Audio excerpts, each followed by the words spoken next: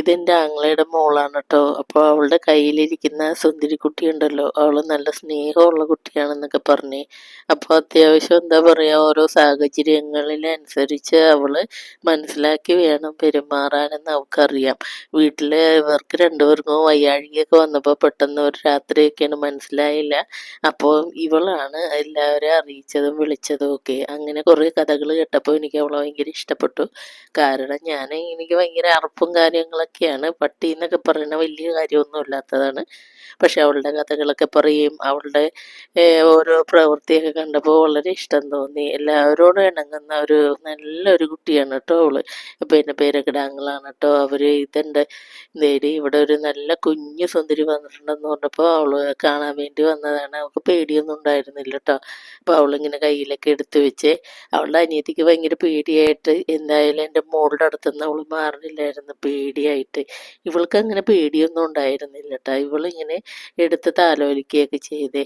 അപ്പോൾ ഏതായാലും ഒരു ദിവസം അവർ നിന്നുള്ളെങ്കിലും ആ ഒരു ദിവസം മുഴുവനും ഇവളുടെ കുസൃതികളും വികൃതികളും കണ്ട് ഞങ്ങൾ ചിരിക്കുകയായിരുന്നു കേട്ടോ.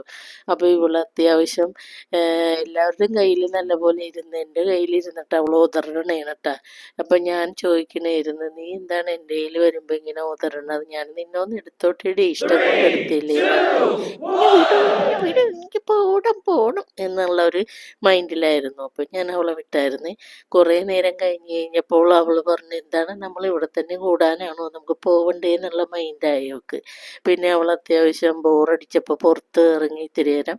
പിന്നെ കുറച്ച് ആളുകളൊക്കെ അതിൽ പോകുന്നതൊക്കെ കണ്ടിട്ടോ, പൂച്ചക്കുട്ടികളൊക്കെ. അപ്പോൾ അവരെയൊക്കെ നോക്കി അങ്ങനെ ഇരിക്കുകയായിരുന്നു. പിന്നെ അവൾ പറഞ്ഞു, ഏതായാലും ഞാനിങ്ങി മടിയിൽ കുറേ സമയം ഇരിക്കണില്ല, അവരുടെ അടുത്തേക്കൊന്ന് പോട്ടെ എന്നുള്ള ചിന്തയിൽ ഇരിക്കണമായിരുന്നു. അതുകൊണ്ടാണ് കൂടുതൽ എൻ്റെ കയ്യിൽ നിന്ന് അവൾ ഓടിയത് കേട്ടോ.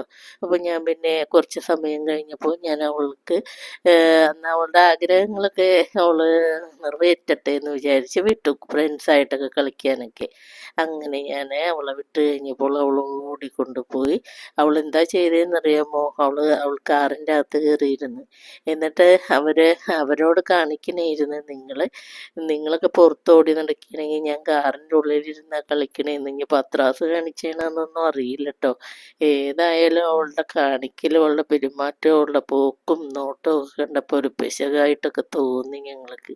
പൂച്ചക്കുട്ടികളാണെങ്കിൽ പയ്യെ പേടിച്ച് വന്ന് ഗേറ്റിൻ്റെ അവിടെ വന്ന് നോക്കണേണ്, ഈ പുതിയ അതിഥി ഏതാണെന്നൊക്കെ വിചാരിച്ച്. അവരെപ്പോഴും എന്തായത് ഇവിടെയൊക്കെ കിടന്ന് കറങ്ങുമല്ലോ പൂച്ചക്കുട്ടികൾ. അങ്ങനെയാണ് അവർ നോക്കിക്കൊണ്ടിരുന്നത് കേട്ടോ.